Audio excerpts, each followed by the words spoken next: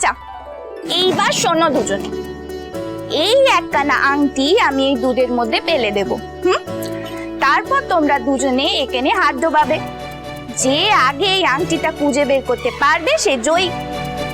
দেখো জামাই বাবা, এখানে কিন্তু শেয়ানে শেয়ানে টক্কর, আর কিন্তু আমরা তোমায় টকাচ্ছি নে। এই আমি দিয়ে দিলাম।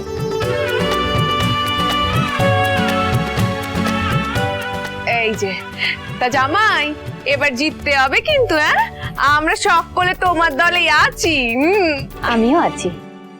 ভাই রাঘব, আমার বিয়ের সময় কিন্তু এই খেলায় আমি জিতেছিলাম, আর যে তোমায় এতক্ষণ বড় মুখ করে ঠান দিদির মতো বোঝাচ্ছিল সে হেরেছিল গোহারা, কি তাই তো? সে তো আপনি হাতে হাত ঠেকাচ্ছিলেন দুষ্টুমি করে, তাই তো আমি লজ্জা পেয়ে হাত সরিয়ে নিয়েছিলাম। তাই বুঝি? তাই কতখানি সবার সামনে বড় মুখ করে বলো না, আটকাচ্ছে কে? আপনি না খুব খারাপ, বড্ড পাজি। সারা কোচ,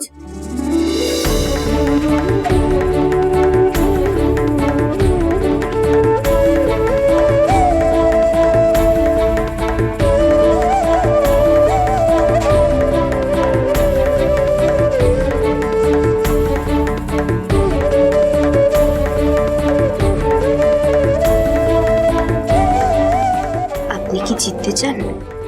আমি খুঁজবো না তাহলে। আমি জিততে চাই তোমার মায়ের সম্পত্তি, ক্ষমতা চাই হাতের মুঠোয়। এইসব ছুটকো খেলার হার জিত দিয়ে আমার কিচ্ছু এসে যায় না। খুব ক্লান্ত হয়ে পড়েছে। যে জিততে চাই জিতুক, এবার এসব শেষ হলেই হয়। শুনছো চন্দ্রমণি, জামাই আমাদের ক্লান্ত হয়ে পড়ছে। কিসব টাইপাস খেলাতে তখন থেকে খেলাচ্ছ কে জানে বাবা। উনি যে চাইছেন নে সে কথা বুঝতে পারছো না? জামাই মানুষ, কোথায় একটু আরাম করবে, নাচ গান হবে, তা না। কি মুশকিল! এই খেলাও তো মজারই উদ্দেশ্যে নাকি? ভাই রাঘব, তুমি শেষবারের মতো খেলে নাও বাবা, তারপর না হয় বিশ্রাম করো, ঠিক আছে?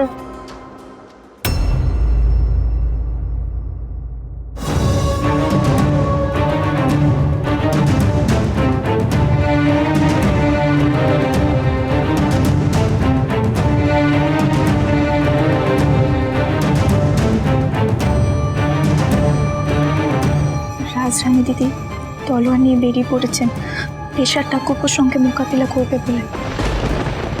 সর্বনাশ কাণ্ড। শোনা, কাজ করো, তুমি এখানে থাকো, আমি দেখে আসছি। আমি চাই আপনার সাথে। চলো।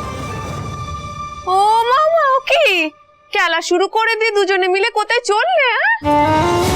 না মানে একটু ওদিকটা দেখে আসি, কারো কিছু প্রয়োজন পড়লে। ততক্ষণ তোমরা খেলা চালু রাখো, আমরা কিন্তু এসে জানবো যে কে জিতেছে। কেমন? দেখি চন্দ্র, এসো। দিদি, কিছু একটা ঘটেছে বলে মনে হচ্ছে রে।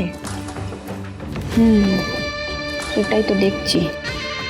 দেবা দেবী দুজন মিলে অন্তদান্ত হয়ে কোথায় বেরোলো? কারোর কোনো বিপদ হলো না তো? হে গেছো বাবা, তুমি দেখো আর যেন কোনো গোল না বাঁধে। রাজকুমারী, জামাই তো জিতে যাচ্ছে।